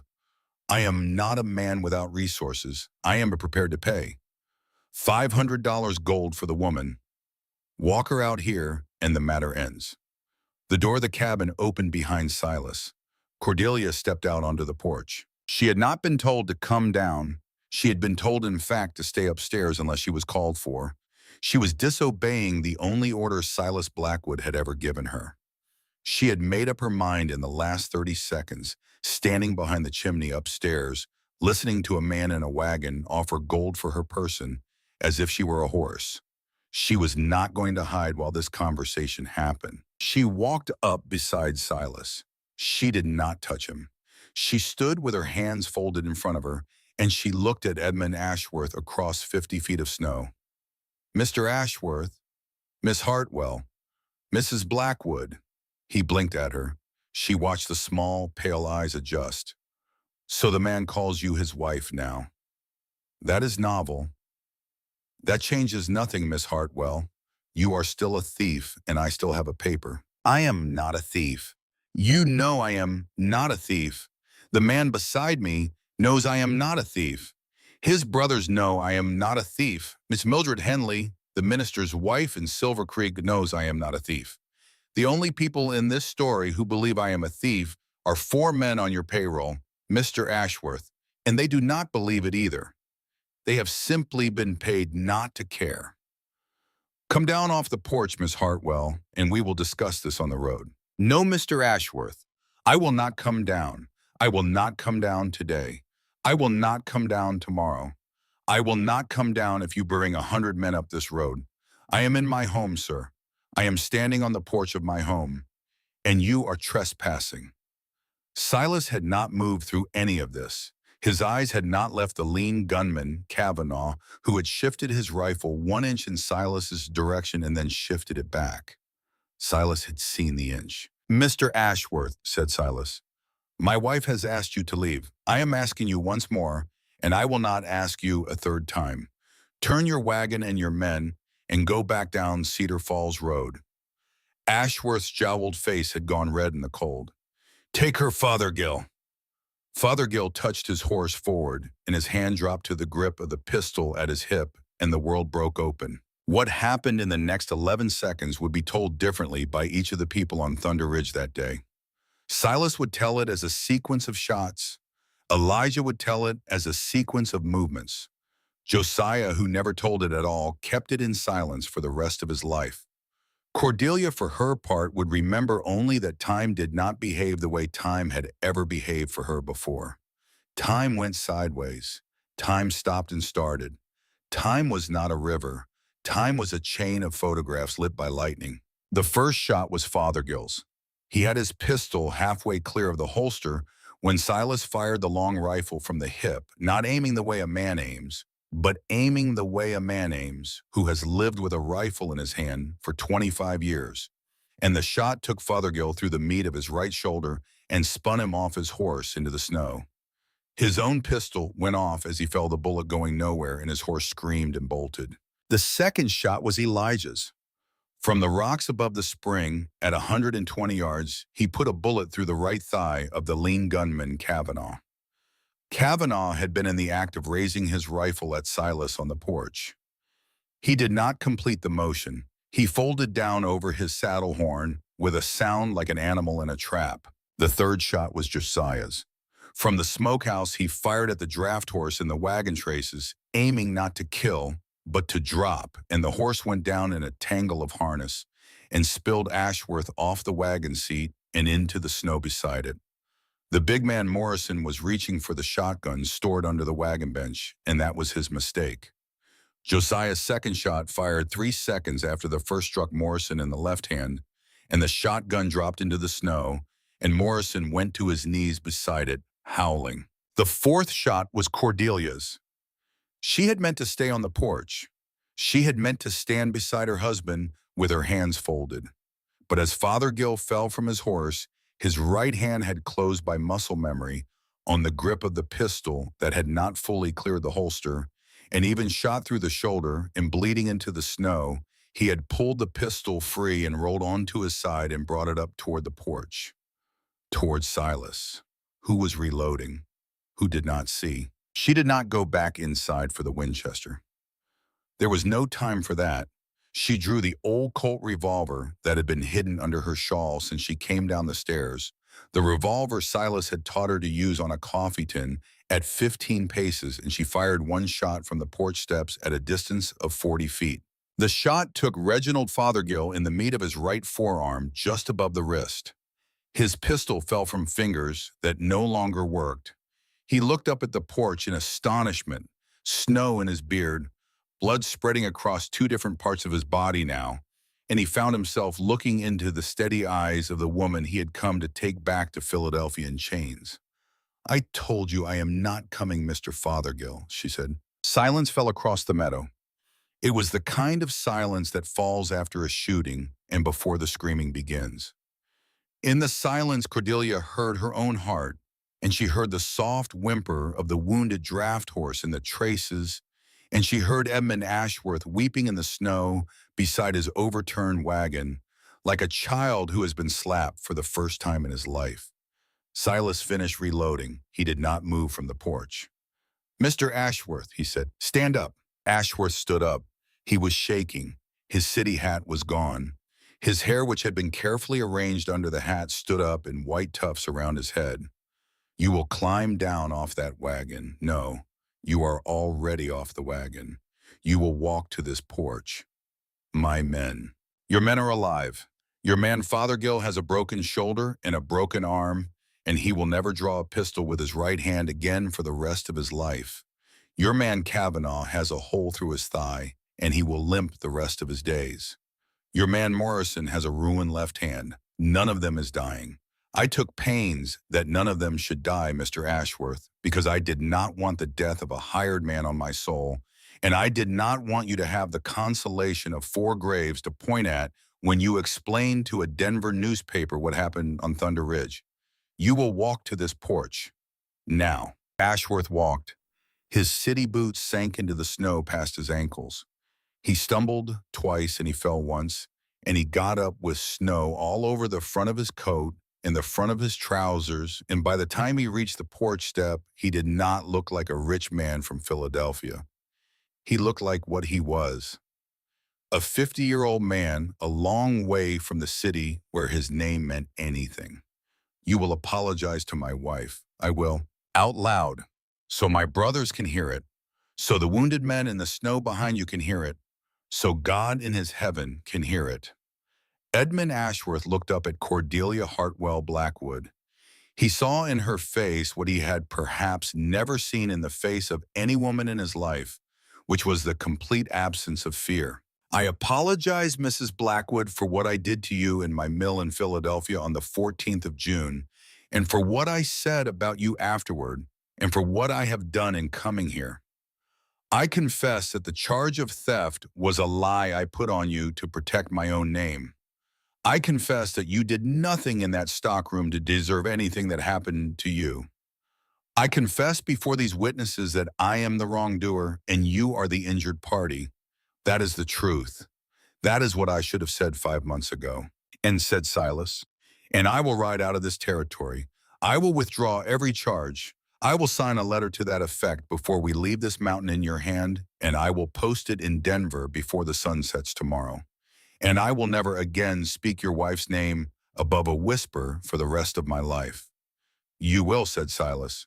"Josiah, come with ink and paper." Josiah came out of the smokehouse with ink and paper already in hand, as if he had been waiting for exactly this which he had. Edmund Ashworth sat on the porch step of Thunder Ridge and wrote out a signed confession and a withdrawal of all charges against Cordelia Hartwell, in a statement that any accusation he had made against her was a lie told to cover his own misconduct. And he signed it and dated it, and Josiah witnessed it, and the paper went into a leather pouch that Silas Blackwood tied closed with a cord. While he wrote, Cordelia went down off the porch with the small box of medicine she had used the night Silas came back from the storm. She walked through the snow to the places where the wounded men lay. She bound the shoulder of Reginald Fothergill with strips of torn sheet. She packed the thigh wound of Jack Kavanaugh with carbolic and wrapped it tight. She bandaged the ruined hand of Amos Morrison and told him which bones she thought were broken and which were not. She did this without speaking to any of the three of them beyond what the work required, and she did not meet their eyes because she had no wish to know what was in their eyes when they looked at her. When she was done, she stood up and she looked down at Reginald Fothergill, and this time she did meet his eye. "You will survive this, Mr. Fothergill. You will not die today. That is because I did not want you to die. Remember that if you are ever tempted again to ride up a mountain after a woman who has told the world she does not wish to come, I will remember." "Good." She walked back to the porch. Silas looked at her. He did not speak. He took her hand and he held it for a moment, and then he let it go because there was still work to do. "You will ride down my mountain now," Silas said to Ashworth. "You will not come back. If you come back, Mr. Ashworth, you will not ride down again. Do you understand?" "Yes." "Then go." They cut the dead draft horse out of the traces, and they hitched one of the riding horses in its place, and Kavanaugh and Morrison and Fothergill were loaded into the wagon with whatever dignity could be given to three wounded men. And Edmund Ashworth, who had come up Thunder Ridge in a fur collar, with $500 in gold coin in a leather bag beneath his seat, took the reins of the wagon himself because there was no one left to drive it. They went down the road. Cordelia stood on the porch beside her husband, and she watched them go. She watched until the wagon and its cargo had disappeared into the trees. Then her knees gave out, and Silas caught her with his free arm, and the two of them sat down together on the porch steps in the snow, and for the first time in her entire life, Cordelia Hartwell wept. She wept for a long time. She wept for her father and her mother. She wept for the girl she had been at 19. She wept for every night she had lain in the boarding house in Philadelphia and wondered if she would ever again stand in a place that was hers. And then she wept for simple joy because she was standing in such a place now on the porch of a cabin on a mountain in Colorado territory, under the arm of a man named Silas Blackwood, and she was not ever going to leave it again. "You are safe," he said into her hair. "Cordelia, you are safe. I know. You are home. I know." The sun came down across Thunder Ridge and turned the snow to gold, and somewhere in the rocks above the spring, Elijah Blackwood lowered his rifle and leaned his forehead against the cold stone and whispered, "Thank you, Lord," to a sky he had not addressed in a long time. The weeks that followed the day Edmund Ashworth rode down Thunder Ridge were the quietest weeks of Cordelia Hartwell's life. The snow kept falling. The days kept shortening toward the solstice and then lengthening again. The brothers worked and she worked beside them, and the cabin settled around her the way a well-made coat settles around the shoulders of the man it was cut for. Silas healed. The leg set clean as Mrs. Henley had said it would. By the middle of December, he was walking without the crutch on level ground, and by Christmas Eve, he was walking without a limp at all, except for a certain slight stiffness in the knee when the weather turned cold that would stay with him for the rest of his life. He wore the stiffness the way he wore the scar on his face, as a thing that had happened, as a reminder of the afternoon he had lain in the snow and Cordelia Hartwell had come to find him. Pastor Nathaniel Henley rode up to Thunder Ridge on the 23rd of December. He was a man of 65 with white hair and a long, plain black coat and a face that had learned over 40 years of ministering to mountain people to smile without showing teeth and to weep without showing effort. He tied his horse at the rail and he came up the porch steps and he looked at Cordelia, who was waiting at the door in the blue dress Mrs. Henley had made over for her through the long nights of autumn. And he said, "Child, is it to be today?" "It is to be today." "Then I have come a day early, for the road might be closed tomorrow." They stood on the porch of the cabin on the 24th of December of 1887. The sun was down. The sky was that deep, clean blue that comes at the end of a winter day in the high country, and the first stars were out, and a lantern hung from a hook on the porch rafter, and another from the porch post, and Mrs. Mildred Henley stood beside her husband with her hands folded, and Josiah and Elijah stood on the other side of Silas, and Cordelia Hartwell stood in the door of the cabin in the blue dress and stepped out onto the porch. And the ceremony that was about to happen was the simplest ceremony Pastor Henley had ever performed.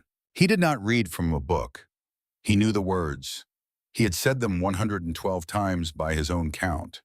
He asked Silas if he would take Cordelia to be his wife, to honor her and cherish her and provide for her and stand beside her all the days of his life. And Silas said, "I will." He asked Cordelia if she would take Silas to be her husband, to honor him and cherish him and stand beside him all the days of her life. And Cordelia said, "I will." He asked if there was any man present who objected, and Josiah and Elijah shook their heads, and Pastor Henley nodded, and he said, by the power vested in him by the Methodist Church and the laws of Colorado Territory, he now pronounced them man and wife. Silas did not own a ring.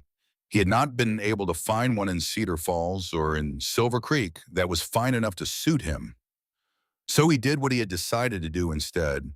He took from his inside pocket a narrow band of braided cord, 3 strands of it black and silver and gold, and he said, "This is a thing Josiah made from a horsehair off my mother's pony, and from silver wire I pulled from a length of chain she used to wear, and from the gold of my grandfather's wedding band that I had melted down in Denver in the summer.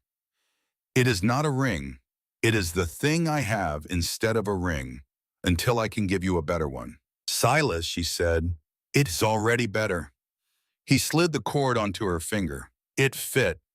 Josiah had sized it by measuring her hand in its sleep the night before. Pastor Henley said, "You may kiss your bride," and Silas leaned down and he kissed her, and Mrs. Henley clapped her hands once and then began to cry softly, which she had done at every wedding that she had ever attended, and Josiah whooped, which he did not often do, and Elijah fired his pistol 3 times into the air above the meadow, and the sound rolled away across the snow like the sound of bells. That night, after the Henleys had ridden home and the brothers had gone to their bunks, Silas Blackwood took Cordelia Hartwell Blackwood by the hand and led her up the narrow stairs to the room with the cherry headboard and the Tennyson on the shelf, and he closed the door of that room behind them softly, because outside the door the old life was ending, and inside the door the new life was beginning.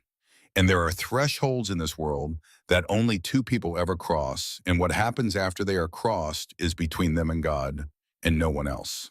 In the morning, the snow had covered every track of every horse that had come up Thunder Ridge that week, and the world was new. The first child was born in the autumn of 1888. It was a boy. He came early one October morning with a blizzard brewing on the high peaks, and Mrs. Mildred Henley rode up from Silver Creek on a mule when her husband could not find a horse fast enough, and she was in the cabin 7 hours before the baby was, and Silas Blackwood paced the porch for all 7 of them. Josiah read psalms aloud in a voice that did not quite steady. Elijah chopped enough wood to last the winter. When the cry came, Silas went to his knees on the porch boards, and he did not get up for a long time. They named him Jedediah. Cordelia had known for 5 months that if the child was a boy, they would name him after Silas's brother, who had died in Silas's arms at Chickamauga, and she had spoken the name Jedediah aloud so many times in the weeks leading up to the birth that she had thought it was her own idea by the end. But it was not. It was Silas's. And when he came upstairs and sat on the edge of the bed and took the red, wrinkled new creature from her arms into his own, the first name he said to the child was his brother's name, and it was the first time Cordelia ever saw her husband weep without trying to hide it. Jedediah Blackwood grew into a boy who had the gray eyes of his father and the gentle hands of his uncle Josiah and the temper of his uncle Elijah on a day when the temper was roused, which was not often because Jedediah was an easy child and a careful man. He learned to read by the hearth from the Tennyson his mother had brought to the cabin. He learned to ride before he could read. He learned to shoot from his uncles before he could ride because Uncle Elijah believed that a boy on a frontier should know the weight of a rifle before he knew the weight of a saddle. The second child came in the winter of 1895, a daughter. Cordelia was 32 and Silas was 50, and they had begun to think there would be only Jedediah, and both of them had made peace with the thought. And then one morning in March of that year, Cordelia put her hand on her belly and smiled at the stew pot, and 9 months later, the daughter came. They called her Eleanor after Silas's mother, and she was the most beautiful child on Thunder Ridge. And she knew it by the time she was 3, and her father spoiled her past all reason, and her uncles spoiled her worse.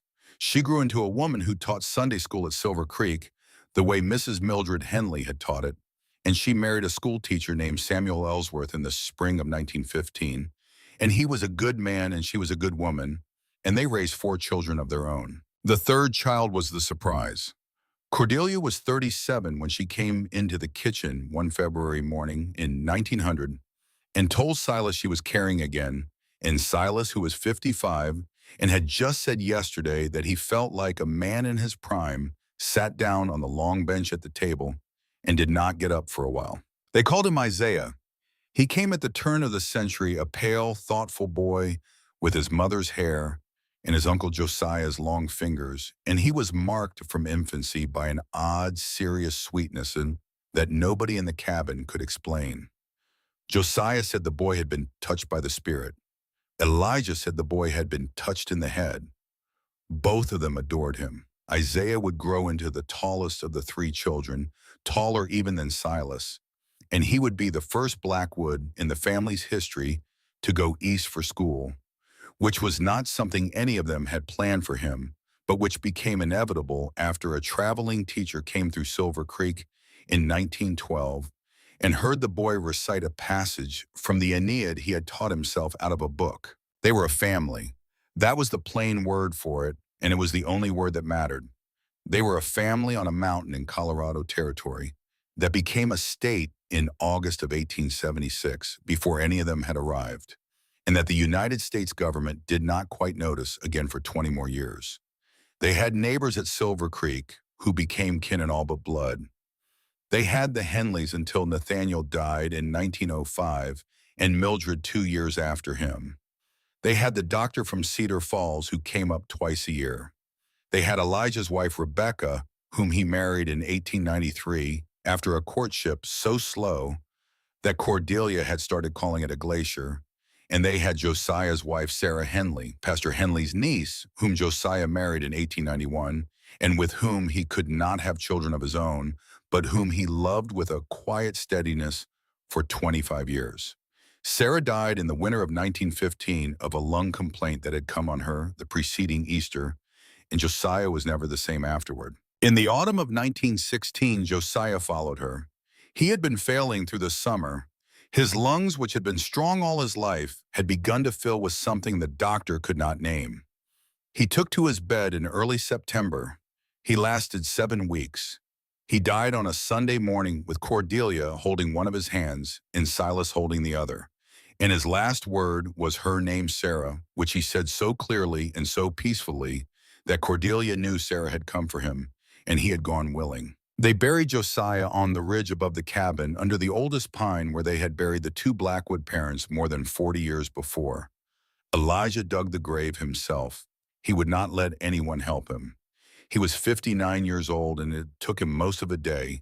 And when he was done, he stood at the edge of the grave, and he said the only thing he had been able to say, which was, "My brother, my brother, my brother." He said it 3 times, and he stopped. The years went by. In the spring of 1917, The United States entered the war in Europe that had been going on for 3 years without them.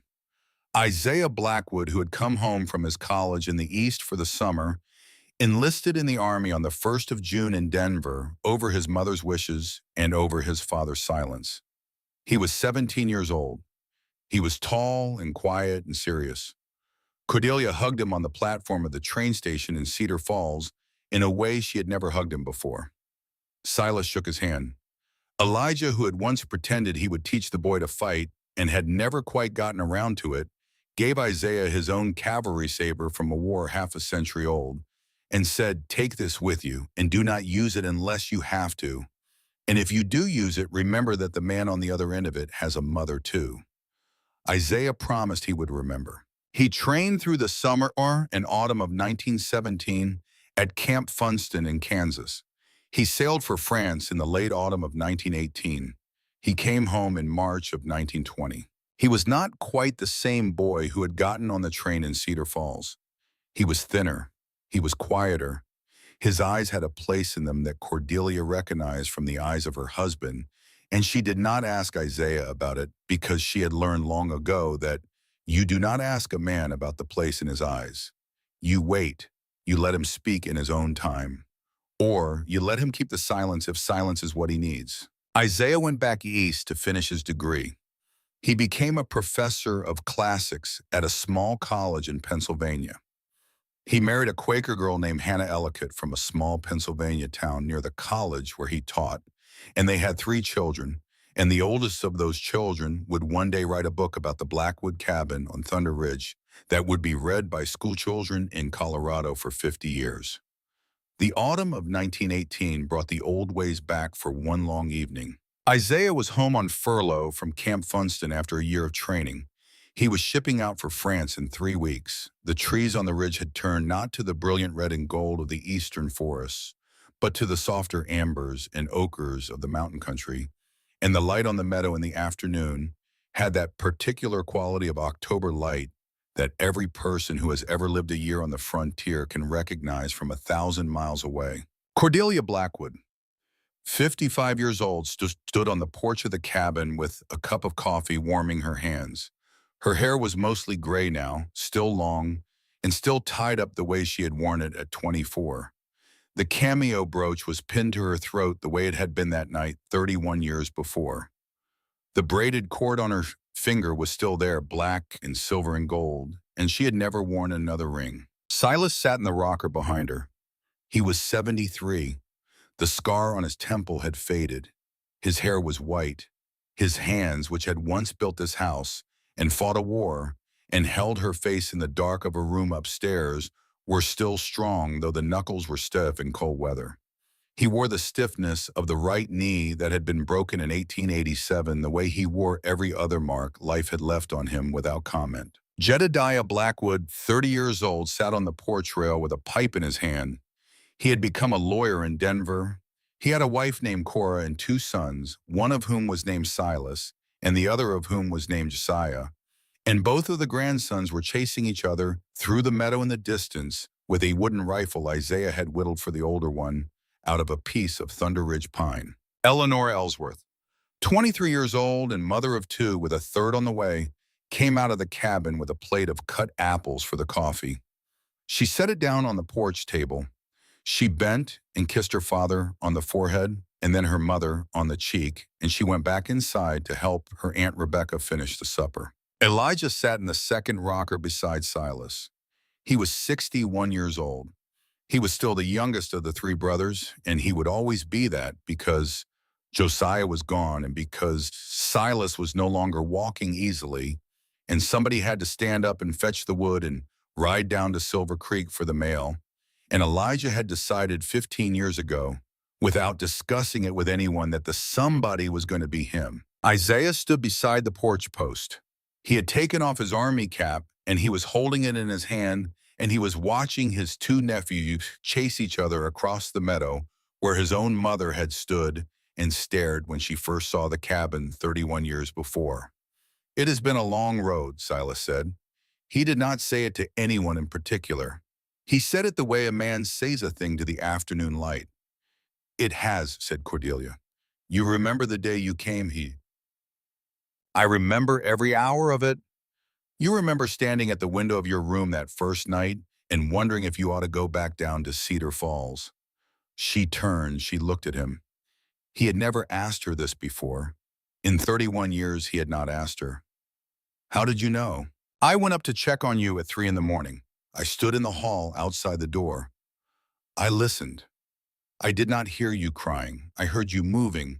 I heard you go to the window and stand there for a long time. I went back down the stairs.